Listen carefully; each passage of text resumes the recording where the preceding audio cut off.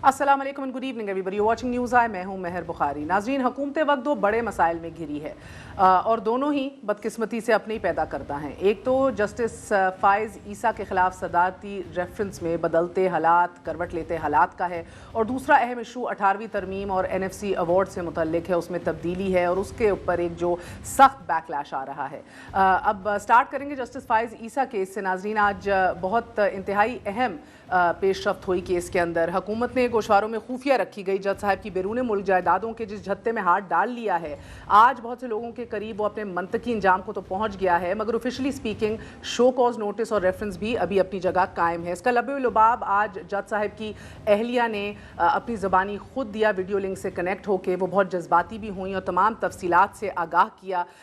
अदालती रिमार्क्स बड़े अहम हैं जो आपके सामने रखना चाहेंगे। नाज़रीन, आज ये कहा गया कि क्या हुकूमत ने वही डोगर के जिसकी एक्चुअल जो जर्नलिस्ट हैं जिन्हें सबसे पहले मवाद पेश किया, ये पूछा अदालत ने कि क्या हुकूमत ने वही डोगर से पूछा कि वो मालूमात किधर से लेकर आए हैं, जबकि जस्टिस मकबूल बाकिर साहब ने कहा कि वही डोगर को कैसे पता चला कि ये जायदादें गोशवारों में जाहिर नहीं की गई। फ़ारूक नसीम साहब ने कहा कि मुझे नहीं मालूम कि वही डोगर को ये मालूमात किधर से मिली और आर्टिकल 184(3) के मुकदमे में अदालत मालूमात का ज़रिया नहीं पूछती।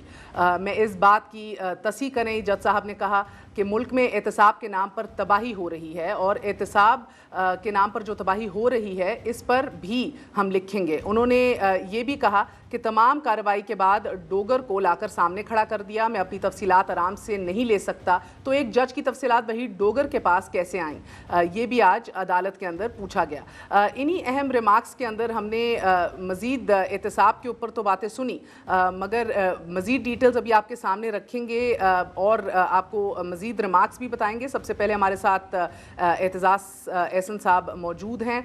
आप सीनियर कानूनदान हैं, पीपल्स पार्टी की सीनियर रहनुमा भी हैं, बड़ी गहरी नज़र रखते हैं अमूर पर। एतजाज़ एहसन साहब, अस्सलाम वालेकुम। वालेकुम सलाम। एतजाज़ एहसन साहब, हम देख रहे हैं कि इस केस में जहां अदालत बार बार इफ्तिसार कर रही है और जानना चाह रही है कि क्या ये पूरी रेफरेंस बदनीयती पर मबनी है, क्या इधर जज साहिबान पर जासूसी की जाती है, वहीं हम देख रहे हैं कि फ़ारूक नसीम साहब अपने दलाइल का सारा फोकस रख रहे हैं कि मिस डिक्लेरेशन और साथ मिसकॉन्डक्ट है जिसके ऊपर पूरा जोर देना चाहिए और फोकस रहना चाहिए। तो मुझे बताइए कि मैं अभी आपको थोड़ी देर में प्रेसिडेंट का इंटरव्यू मैंने किया, वो भी सुनाऊंगी कि वो किस प्रोसेस से गुजरे, मगर आपको लग रहा है कि ये आज की जो अहम पेशरफ्त है और जो उनकी अहलिया सामने आई हैं, ये एक फैसला कुन मरहला है? ये काफी अहम मरहला है यकीनन।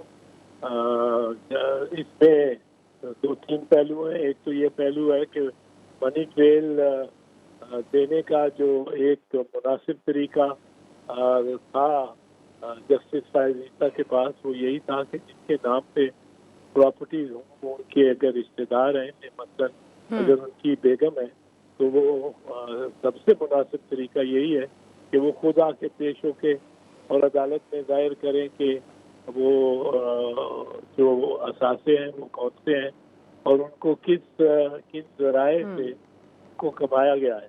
दो बातें बड़ी क्लियर होनी चाहिए। मैं आपको एक चीज बता दूं, बेसिक बुनियादी बातें सिविलाइज्ड सोसाइटी में और हमारे पास भी होनी चाहिए। एक कि nobody is above the law. ये कोई नहीं कि जी मैं क्योंकि सुप्रीम कोर्ट का जज हूँ या मैं प्रेसिडेंट हूँ या मैं जनरल हूँ, I am above the law. Nobody is above the law. Saqib Nisar साहब ने एक दफा मुझे कहा, जिस तरह उनकी तबीयत थी काफी तेज, उन्होंने फरमाया कि we are the law because we lay down the law, we tell what is law. मैंने कहा जी, once you told what is law, you are still subject to law, everybody is under the law. आप you don't become above the law by just being able to declare with in certain parameters and according to certain law what the law is. You can't even go beyond those norms. You can't say that law is all blue-eyed children shall be shot. This is not your authority. You can't make that your authority. मगर एतजाज़ साहब, आज justice Mansoor Ali Khan साहब ने भी ये कहा कि सवाल तो ये है ही नहीं कि जज जवाब दे नहीं है, सवाल ये है कि शवाहिद को तलाश कैसे किया गया। हमारे यहाँ ये कहना भी इसी के बराबर मुतरादिफ है कि जी मेरी प्रॉपर्टी को आपने उसकी खोज क्यों लगाई, आप कौन होते हैं मेरी प्रॉपर्टी के, मेरी जायदाद के, मेरे असासों का के बारे में जानकारी करने के वाले। अगर कोई है वो गलत है, उसके ऊपर वो अथॉरिटी अपनी को एक्सीड करता है तो कानून उसके खिलाफ जा सकता है। लेकिन अगर एविडेंस आ गया है, अगर आ गया है, जो मैं नहीं समझता हूँ कि काजी फैसला के खिलाफ होगा, क्योंकि ही इज वेरी ऑनरेबल जज belonging to a very honourable and respected family, में कोई शक नहीं है। पर मैं असूल की बात बता रहा हूँ, ये कोई नहीं कह सकता कि मेरे से मैं समझ गई के बारे में क्यों पूछा जा रहा है। और अगर बेगम साहबा पहले पेश हो गई होती और उन्होंने कर दे दिया होता और उनकी स्टेटमेंट को सैटिस्फैक्टरी समझा जाए बाय द 10 जजेस सिटिंग 10 मेंबर बेंच है, तो वो पहले दिन ही खत्म हो जाता। और अभी भी एक बहुत बड़ी बात मेरे ख्याल में है कि इस बेंच को प्रिजाइड कर रहे हैं और अताब बंदियाल, जो कि एक ठहरी हुई तबीयत के डिसेंसी में बिलीव करने वाले, कोई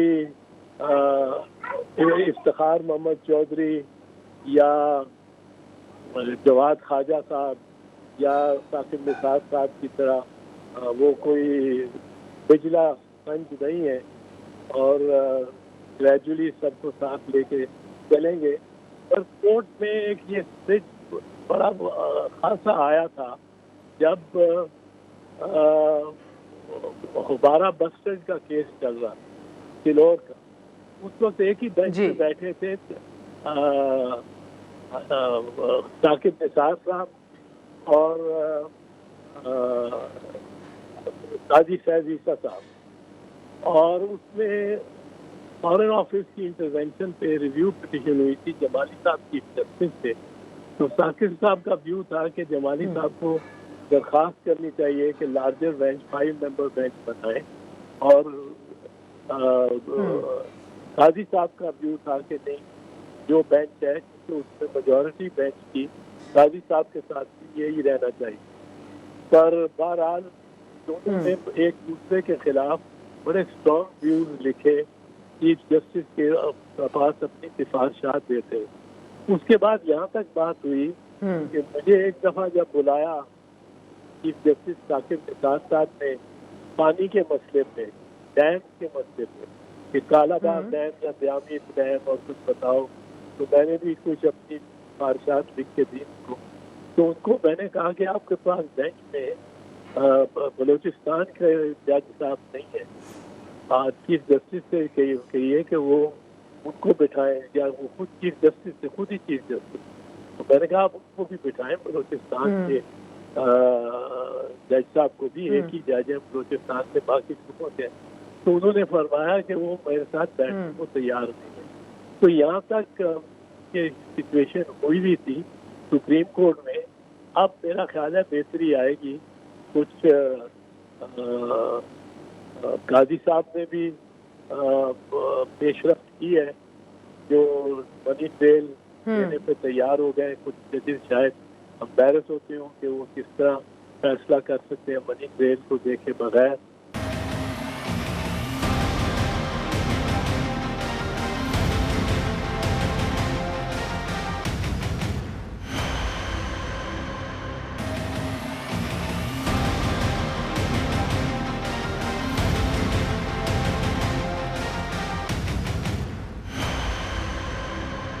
मुझे ये बताइए, तो आपने बात बेहतर फरमाई है, it makes a lot of sense कि पहले दिन के ऊपर ही फिर मनी ट्रेल और डिटेल्स अगर सामने आ जाती हैं, अहलिया सामने आती हैं, तो ये इतनी कयास आराइयाँ ना होती और इतनी मीडिया जो है वो ट्रायल ना होता, जिसके शाकी भी रहे हैं जस्टिस फायज ईसा साहब। मगर सर ये बताइएगा कि जो वही डोगर है जिसने ये एक्चुअल एप्लीकेशन पहले दी, पूरा मवाद इकट्ठा किया, उसके क्रेडेंशियल्स, बैकग्राउंड, जर्नलिस्टिक हैसियत, वो कौन है, उसको ये तफसीलात कैसे मिल गई जब जज साहिबान को खुद इतनी मुश्किल होती है इस तरह की डिटेल्स इकट्ठे करते हुए।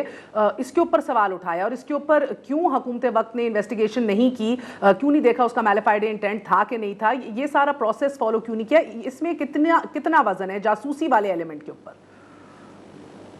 इसमें एक चीज मैं आपको बता दूं मेहर, कि जब से ये एक मशीन आई है ना, जिसको फोटो कॉपिंग मशीन कहते हैं, कुछ 60 साल पहले से आम हुई है, 50 साल पहले, उसके बाद दुनिया की तमाम इन हुकूमतों की सीक्रेसी, अब आप देख लें, वो विकिपीडिया पे क्या कुछ आता है, फिर वो लीक्स है, तो लीक्स और इस किस्म की लीक्स और डॉन लीक्स और वो जो एक्वाडोर की एम्बेसी में बैठा रहा है बेचारा, और जो रूस में बैठा हुआ है, तो ये ज्यादा आसान हो गया है। अब कोई अपने आप को, और ये जो मीडिया और टेक्नोलॉजी बढ़ती जाएगी, ये ट्रांसपेरेंसी इसके साथ बहुत ज्यादा बढ़ेगी, और ये जजेस भी इसमें बेहतर ही फैसला करेंगे अगर वो इसको इतना नोटिस न लें। अगर आप कहते हैं कि जी मेरे बारे में आपने दरियाफ्त क्यों किया, पूरी कोशिश की दरियाफ्त करने की कि क्या मैंने और कैसे मिला, किस कानून के तहत किया गया, जी कैसे किया, किस कानून के तहत किया गया, दैट वाज, ये बुनियादी सवाल था आज का। यू थिंक ये रेलेवेंट है in today's time and age? ये एक तो रूल ये है कि एविडेंस अगर आपको मिले, आपको अगर आप चोरी कर रहे हैं और खोद रहे हैं किसी के घर का फर्श और नीचे से लाश मिल जाए, तो क्या ये पूछा जाएगा कि आप जो चोरी कर रहे थे आप घर में दाखिल हुए? क्या मुलजिम ये कह सकेगा कि जी कत्ल तो मैंने किया होगा कि नहीं किया होगा, पर इस बंदे ने ये लाश ढूंढी कैसे, किसकी इजाजत से ये जाके इसने ढूंढी? तो ये चीज चिकन एंड एग का इशू है। What came first, the chicken or the egg? What comes first, the mode of obtaining the evidence, or what the evidence proves? If the evidence proves a crime, can it be said कि जी ये इस्तेमाल नहीं हो सकता क्योंकि the mode of obtaining this evidence was improper? ये नहीं कहा जा सकता। बाकी जो चीज है, वेरी इंटरेस्टिंग, मुश्किल ये है कि वो डोगर अगर कहता है, उठा लेता है ये बात कि जी मेरे बारे में, या अब जो जिन नाम आए हैं, जिनके नाम, उनके असासों के बारे में जज साहब ने कैसे मालूमात हासिल, तो एक झगड़ा मुश्किल टाइप पड़ जाएगा ना, इसको निपटाना चाहिए। ठीक है जी। काजी साहब Isa is an honourable man, I have no doubt के but this is for the judges and his colleagues and peers to decide. But I have no doubt that he is an honest, upright person, and his family and children are also like that. पर अगर आप issues ऐसे लाएंगे तो हर issue का एक सही जवाब भी होता है, एक गलत जवाब भी होता है, एक बेहुदा जवाब भी होता है। तो इसमें बजाय ये कि मामलात को तूल दी जाए, ये क्लियरली एडमिट करना चाहिए अदालतों, सुप्रीम कोर्ट को। अगर सुप्रीम कोर्ट ने ये कहा कि हमारे असासों की कोई जांच पड़ताल कर ही नहीं सकता और हमारा खोज कोई लगा ही नहीं सकता, तो ये तो बिल्कुल गलत हो।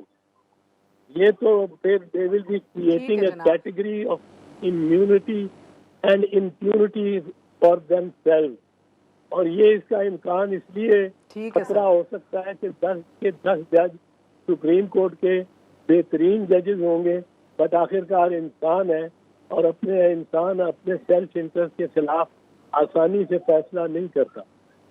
But this should be clearly. बहुत बहुत शुक्रिया जी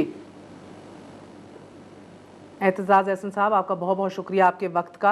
ये आज कहा था जस्टिस मंसूर अली खान साहब ने कि तशवीश ये है कि ये मवाद जो है इकट्ठा किया किस तरह गया है, तलाश किस तरह किया गया है। मसला ये नहीं है कि जज जवाबदेह होना चाहिए कि नहीं, मगर आपने सुना एतजाज़ एहसन साहब के करीब इससे बात आगे निकल गई है। अब इस बहस में नहीं पड़ना चाहिए, तलाशी देना कानून में सबको तलाशी देना पड़ती है। छोटा सा वक्फा लेंगे, वक्फे के बाद आपको दिखाएंगे कि सदर मुमलिकत आरिफ अलवी साहब का इस हवाले से क्या कहना था। स्टे विद अस, न्यूज़ आए।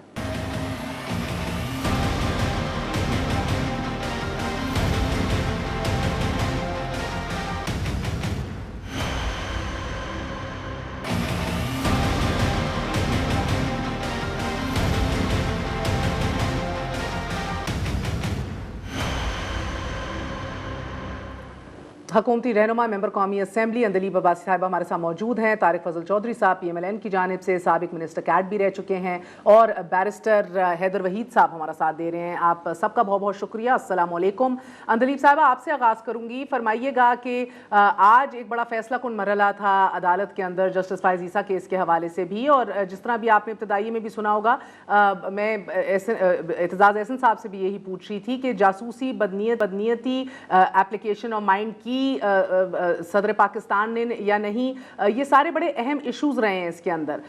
मगर अगर at the end of the day जो जिस तरह उनकी अहलिया आज पेश हुई, उन्होंने अपनी तमाम तर अकॉर्डिंग टू हर अपनी बैंक ट्रांजैक्शंस का बताया, कब कब कौन 2004 में एक जायदाद खरीदी, 13 में 2 खरीदी, ये डिटेल सब बताई। तो अगर ये सारा साबित हो जाता है तो एंड ऑफ द डे क्या आपकी हुकूमत के ऊपर ये तोहमत, ये इल्ज़ाम नहीं लगेगा कि आप जुडिशरी को इन्फ्लुएंस या दबाव में लाने की कोशिश कर रहे थे?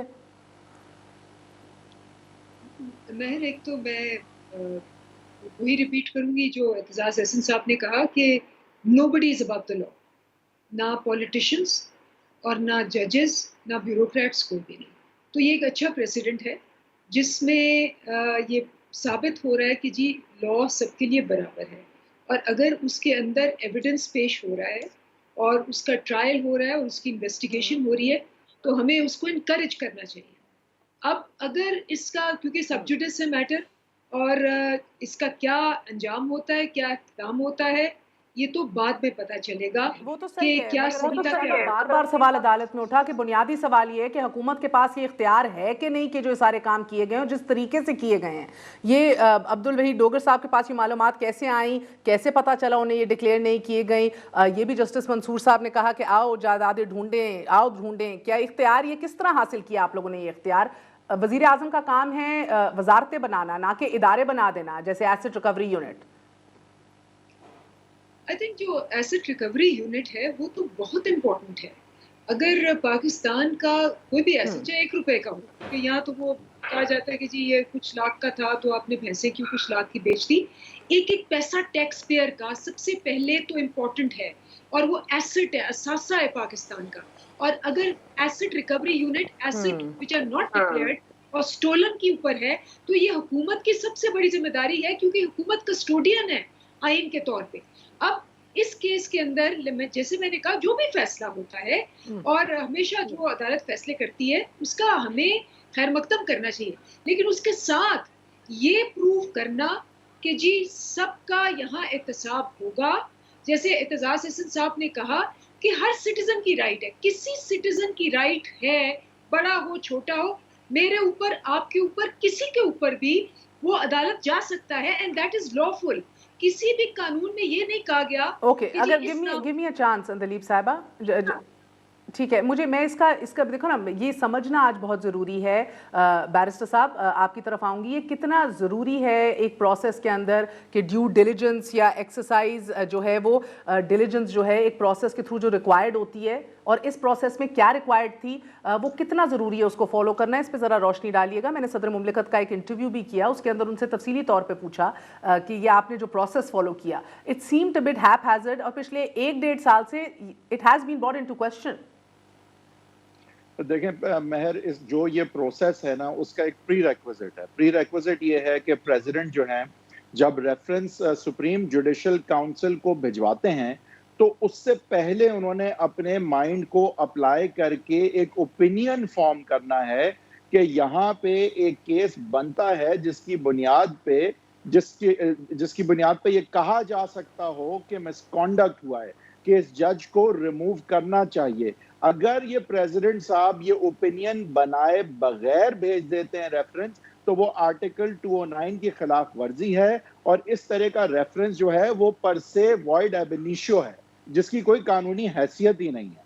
तो पहले तो ये बात लाजिम है, मैंडेटरी है कि प्रेसिडेंट साहब एक ओपिनियन फॉर्म करें। अब ओपिनियन फॉर्म करने के लिए दिमाग लगाना होता है, दिमाग लगाते हैं किसी चीज पे, किसी एविडेंस पे, किसी शवाहिद पे, किसी डॉक्यूमेंट पे। तो क्या प्रेसिडेंट साहब ने अपना दिमाग लगाया उन डॉक्यूमेंट्स पे जो उनके पास भेजे गए थे, और दिमाग लगाने के बाद मुझे उन्होंने कहा मैंने लगाया, उन्होंने कहा मैंने अपना ओपिनियन भी फॉर्म किया और फिर सुप्रीम जुडिशल काउंसिल भेजा।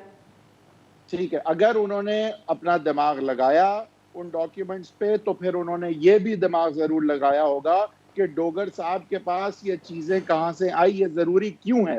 ये जरूरी इसलिए है क्योंकि ये इस चीज का तयन जो है करता है कि आया के जो रेफरेंस भेजा जा रहा है उसकी नीयत पीछे क्या है, क्या मिसकॉन्डक्ट ही को पकड़ा जा रहा है या यहाँ पे असल चीज अच्छा, कुछ दैट और। ही वाजंट इंटरेस्टेड इन, नहीं, but that he wasn't interested in sir. उनने हैदर वहीद साहब उन्होंने कहा कि ये तो मेरा काम ही नहीं है। मैं चाहूंगी आप सुन लें, अवाम भी जरा मुख्तसरन सुन ले कि ये मैंने उनसे पूछा था कि ये डोगर साहब जो सोर्स हैं जो ये लेकर आ रहे हैं, आपने उनसे मिले हैं, उनसे कुछ पूछा है, उनका क्या कहना था, मुलाहिजा कीजिए। बात के दौरान भी अब ये बात सामने आई है कि जो भी इकट्ठा मवाद किया जाता है, पूरा मवाद अब जज साहब के खिलाफ जो रेफरेंस किया है उसके ऊपर आपकी राय कायम होना जरूरी है। तो क्या आपने इनकम टैक्स रिटर्न्स, उनकी तमाम तर डिटेल्स, वो मवाद पूरा पढ़ा बैठ के? नहीं, मैं उसके ऊपर ज्यादा नहीं बोलूंगा, मगर जो मैंने उस पर लिखा है उसमें मैंने अपना ओपिनियन बनाया किसी चीज पर। अब वो कोर्ट देखेगी, मगर मैंने बनाया जरूर है ओपिनियन किसी चीज पर। ओके, क्योंकि मुनीर मलिक के दलाइल मेरे सामने पड़े हैं। मेरे ख्याल से वो मैं उसके ऊपर ज्यादा बोल नहीं सकता, मगर मैंने ओपिनियन बनाया है क्योंकि मेरी राय जरूरी है। बिल्कुल है, अकॉर्डिंग टू लॉ। बिल्कुल, because you not a post office. And exactly, तो मैंने उसमें राय बनाई है ना, and it will come before the court. अच्छा, सो आपने अपने वजीर आजम की एडवाइस पे अमल किया जब पहले एडवाइस आई कि ये रेफरेंस बनाया जाए, राइट? वजीर आजम की एडवाइस को देखो, दो ऑप्शंस हैं बड़ी वेरी क्लियरली।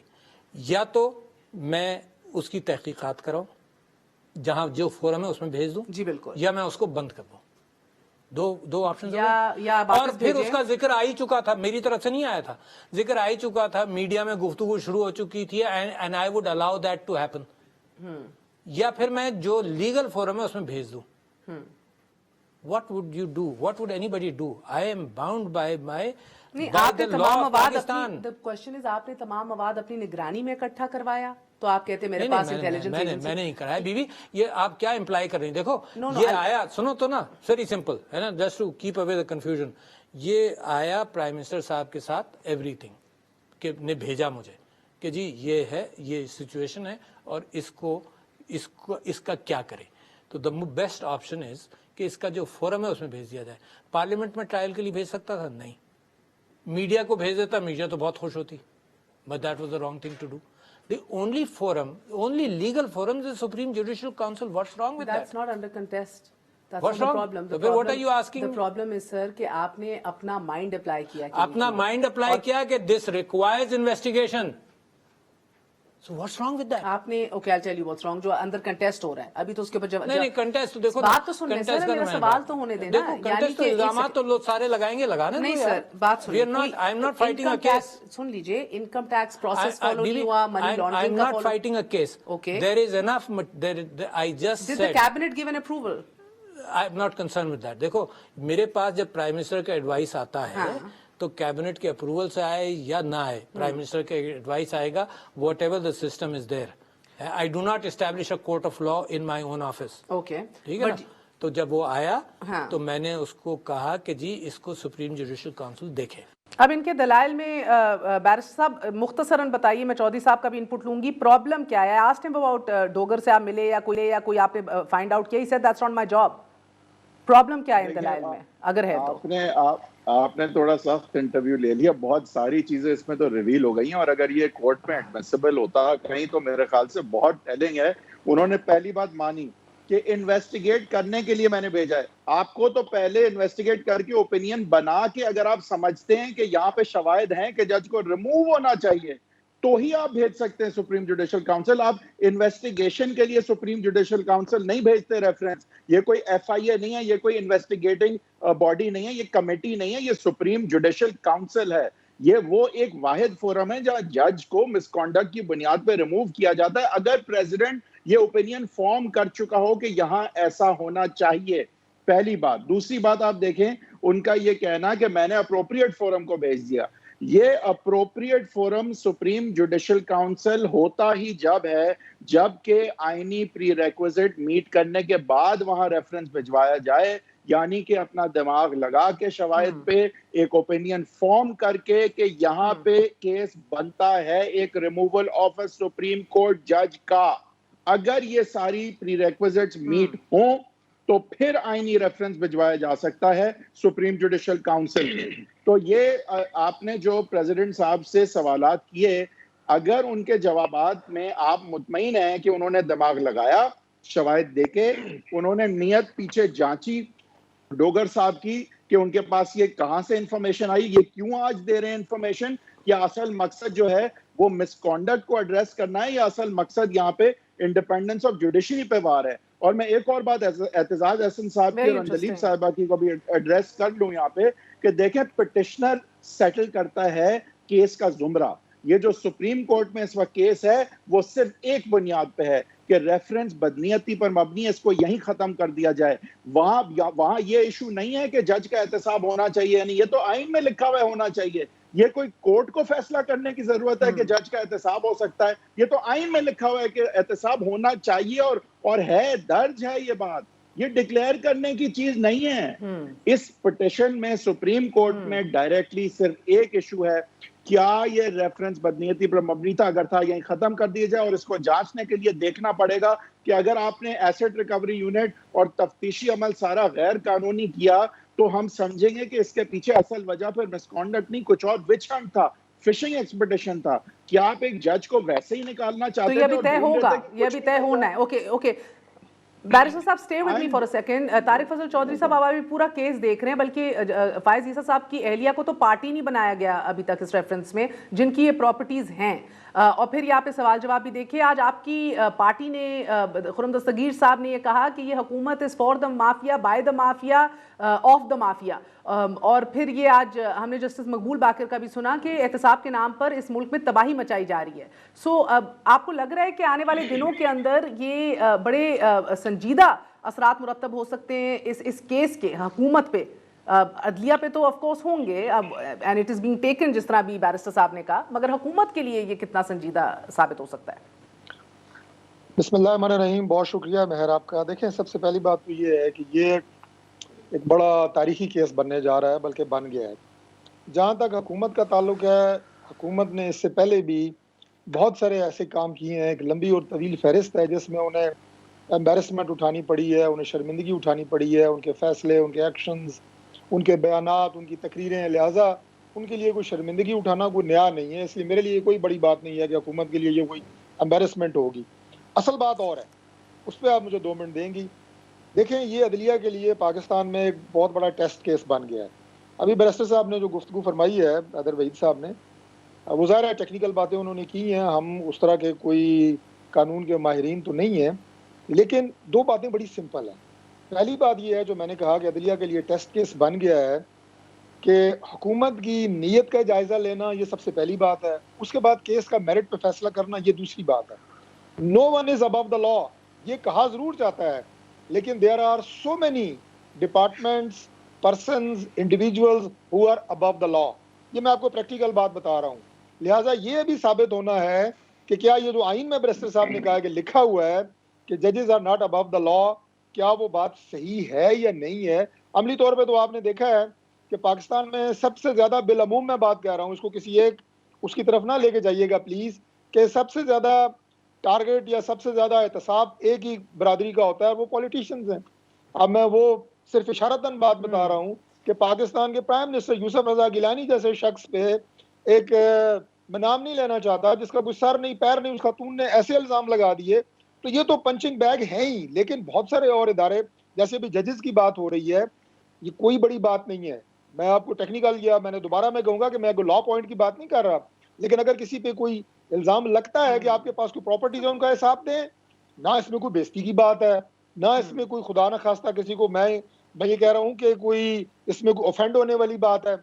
नीयत हुकूमत की क्या है, ये अभी पता लग जाएगा कि बदनीति पे मबनी है या क्या है। लेकिन छोटा सा वक्फा लूंगी, फिर आपसे ये भी पूछूंगी कि इसके अंदर कोई मुमासलत नहीं देखी जज साहिबान ने पैनामा केस में और इसमें, मगर बहरहाल इतनी तो देखी जाती है कि मनी ट्रेल जो है वो आते आते ही आती है, पैनामा में नहीं आई, इधर इंशाल्लाह आ जाएगी जिस तरह आज दिख रहा है। मगर अब ये केस जो है हतमी तौर पे FBI के पास जाना है, इसके ऊपर क्या जस्टिस फायज ईसा ने रजामंदी दिखाई है, नहीं दिखाई? और उसके बाद ये रेफरेंस तो अभी भी है, शो कॉज नोटिस अभी भी है, ये कहाँ तक पहुंचेगा सर? और एक वक्फे के बाद बात करेंगे कि ये आपने बात दुरुस्त की गिलानी साहब की भी, मगर मेमो गेट के ऊपर भी काला कोट पहन के नवाज शरीफ साहब गए थे।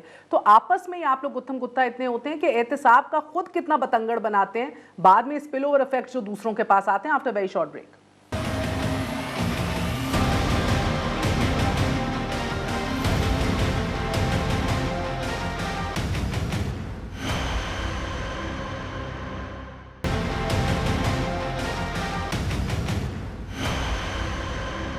नाज़रीन, वापस आने का शुक्रिया। ये रेफरेंस अपना जवाब खो बैठा है कि नहीं, बहरहाल ये तो अब मुतलका फोरम पे फैसला होगा, सुप्रीम कोर्ट ने कहा है। एंड ये it will map out, it will have repercussion, संगीन नताइज हैं इसके अदलिया के लिए भी और हुकूमत वक्त के लिए भी। अंदलीब साहिबा, आपने चौधरी साहब को भी सुना, मुझे ये बताइएगा कि ये एक और अहम बात बीबी, ये आज कहा गया जस्टिस उमर अता बंदयाल की तरफ से कि अरशद मलिक केस के अंदर भी उन्होंने जिक्र किया। उन्होंने कहा कि ये अदलिया के इदारे को यूज़ किया जा रहा है, मौजूदा दौर में एहतसाब के नाम पर पैनिक क्रिएट किया जाता है।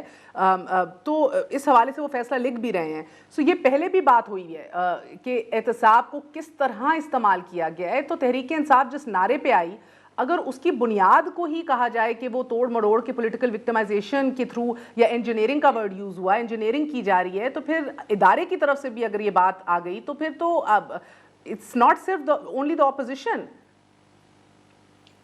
इसमें मैं जो बात आपने की ना, वो उसकी उस कॉन्टेक्स्ट में भी बिल्कुल आपने सही कहा कि देखिए ये इदारे तो इन्होंने 10 साल बनाए, बिगाड़े, उनको दफन किया, उन्होंने ही रूल्स बनाए, उनके ही बंदे सिलेक्ट किए, उन्हीं के हेड हैं, उन्हीं के लोग अभी लगे हुए हैं और इसमें अभी तरामीम पे ये तैयार भी नहीं हो रहे। नंबर 1।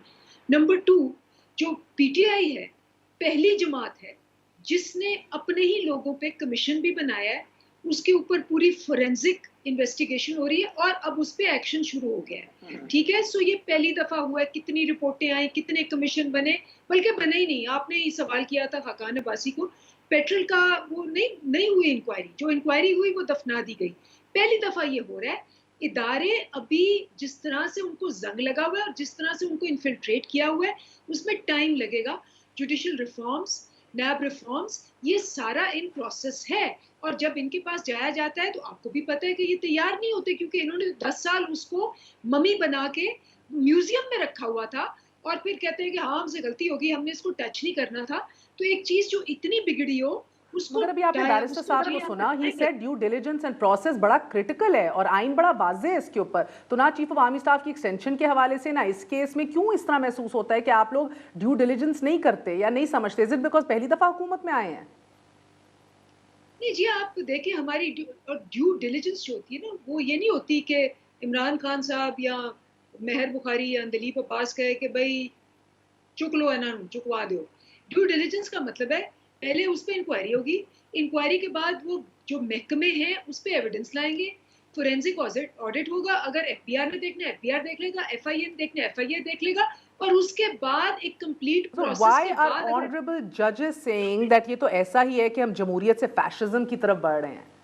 व्हाई? नहीं, ख्याल है कि हम डिक्टेटरशिप, जो कि जिसमें आपको याद है कि ये जस्टिस साहब ने कहा था आज 2016 में, उन्होंने जजमेंट दी थी ऑन नवाज शरीफ के लुई द 16th वाली गवर्नमेंट है, ये बादशाहत है कि पूरे 4 साल में सिर्फ 13 कैबिनेट मीटिंग्स हुई हैं और फैसले जो हैं सिर्फ 13। ये जजमेंट है लुई द 16th वाली, आप उठा के। मेरा वक्त कम है, मैं चौधरी साहब का भी इनपुट ले लूँ and I end with barrister Waheed. Chaudhry साहब, आप ये बात सुन रहे हैं, ठीक है, ये इनके नज़दीक इदारों को इस्लाह करनी है, इदारों को सही करना है और ये वक्त दरकार होता है इस काम के लिए। इतनी बात तक तो इत्तफाक करते हैं हम सब।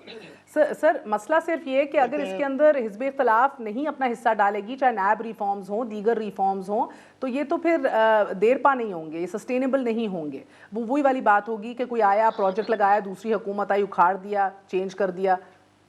18वीं तरमीम के ऊपर नजरसानी तक को तो हम तैयार नहीं है इस मुल्क के अंदर। वही बात जिसके ऊपर एनएफसी पे आपकी हुकूमत भी दुखी थी। जो अंदलीब अब्बास साहिबा ने गुफ्तगू फरमाई है, ज़ाहिर है अगर वो पुरानी हुकूमतों पे और बिलखुसूस मियां नवाज शरीफ साहब पे मलबा न डालें तो उनका ज़ाहिर है खाना हज़म नहीं होगा। इसलिए मैं उनकी गुफ्तगू को नज़रअंदाज कर रहा हूँ, उसका जवाब देना मुनासिब नहीं समझता। कमीशन केड़ा बनाया उन्होंने और केड़ी उन्होंने रिपोर्टें बनाई हैं, किस क्या मजाक कर रही हैं कौम से, छोड़ें उसे।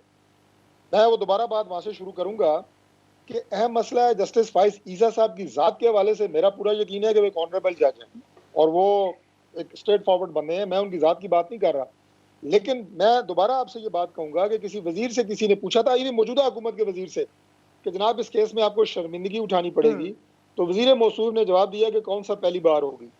तो लिहाजा इनकी नीयत भी चेक करनी बाकी है। लेकिन अभी इन्होंने मिसाल दी पानामा की। पानामा में जरा बैरिस्टर साहब से पूछे, प्रोग्राम में बैठे हैं, पाकिस्तान की तारीख में सुप्रीम कोर्ट पहली दफा ट्रायल कोर्ट बन गई, जो हाई कोर्ट नहीं बन सकती। मैं कोई लॉ का स्टूडेंट नहीं हूं, लेकिन उन्होंने बकायदा ट्रायल किया। हमने कहा ठीक है। इसी अदलिया ने जैसे जस्टिस साकिब निसार साहब का दौर भी देखा है, डैम फंड से लेके प्राइवेट अस्पतालों के प्राइवेट कमरों पे छापे मारने भी देखे हैं। तो मैं तो इस केस को डिफरेंट एंगल से देख रहा हूं कि ये टेस्ट केस है। अल्लाह करे हमारी अदलिया इसमें सुरखरू हो और एक ऐसी मिसाल सेट हो कि जो गवर्नमेंट की बदनीति है वो भी एक्सपोज हो, और अदलिया जो है वो ऐसा फैसला करे कि अवाम का उसके ऊपर एतमाद बने, क्योंकि इस वक्त जरूरत है इस बात की। इंशाल्लाह ताला। ठीक है सर। बैरिस्टर हैदर वहीद साहब, आप क्या रिस्पॉन्ड करेंगे इसके ऊपर जो सवाल चौधरी से चाहिए?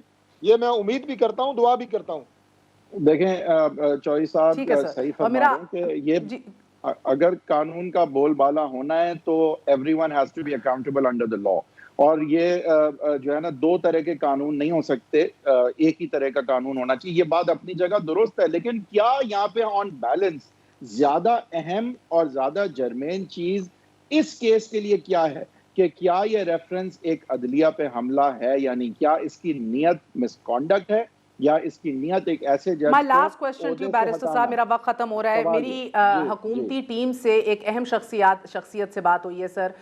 उनका ये कहना है कि 2013 के रिटर्न्स में कुछ डिक्लेयर नहीं किया था, टैक्स रिटर्न्स में इनकम और एसेट्स कोई थे नहीं फायज ईसा साहब की एहलिया के, और एग्रीकल्चर प्रॉपर्टी भी नील दिखाई गई थी। For the first time assets shown वो अरबों के अंदर फिर शो किए गए इस दफ़ा, और 18, 19 और 19-20 के 2 रिटर्न्स लेटली फाइल किए, और 2020 में भी एक लेटर दिया है कि 2008 के बाद कोई इनकम थी नहीं।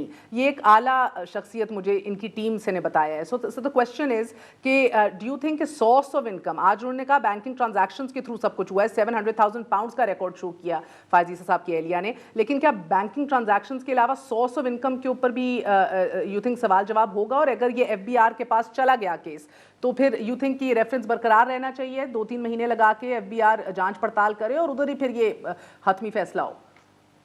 लेकिन स्ट्रेटेजिकली और मॉरली ये बात दुरुस्त है और गवर्नमेंट ने उठाई है कि सुप्रीम कोर्ट भी इसमें इंटरेस्टेड रही है कि ये एसेट्स किस तरह से खरीदे गए, इनका सोर्स ऑफ इनकम क्या था। कतई नजर इस बात से कि कानूनी तौर पे हालांकि सवाल ये है और इसका जवाब आ चुका है कि जो रेलेवेंट साल था उसमें जो प्रिस्क्राइब फॉर्म था जो जज साहब ने फिल करना था, उसमें ये सवाल था ही नहीं कि बेगम के एसेट्स क्या हैं और कि वो डिक्लेयर हों, और वहां बात खत्म हो जाती है मेरे ख्याल से, मेरी कानूनी राय के मुताबिक। लेकिन फिर भी एक मॉरली और अदरवाइज ये बात जरूर है कि आज जो उनकी अहलिया ने आके बताया है, बताने की कोशिश की है कि ये कहां से उन्होंने एसेट्स खरीदे, that does go a long way in strengthening the hand of the petitioners के एक मॉरल हाई ग्राउंड भी होना चाहिए कि भाई ये देखें ये एसेट्स यहां से लिए गए थे। अब जाहिर है उसकी कोई क्रॉस एग्जामिनेशन अभी नहीं हुई है, और बंदयाल साहब ने तो ये तक कहा है कि प्रॉपर फोरम शायद so ये नहीं है। will take its time to scrutinize. We don't know। देखें आप थोड़ा सा you're jumping the gun here।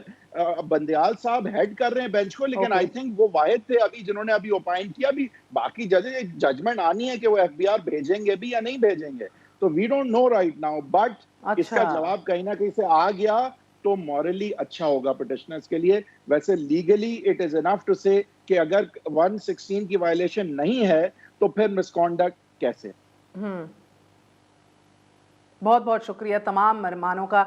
नाजरीन, इधर आप जिस रहे हैं कि इज़्ज़त नफ्स भी लोगों की दाव पे लगी है, हुकूमत का इमेज भी दाव के ऊपर लगा है, and it's not just a question, एक सिंगुलर एस्पेक्ट इसका नहीं है। There morals, there ethics, there is the integrity of institutions involved here. इसी दुआ के साथ कि इंशाल्लाह ट्रांसपेरेंटली सब कुछ होगा और आवाम भी उसके ऊपर भरोसा रखेगी और इदारे इंशाल्लाह मजबूत ही होंगे इससे, इन सवाल जवाब से, इस पूरे प्रोसेस से। इजाज़त दीजिए, गुड नाइट, अल्लाह हाफिज़।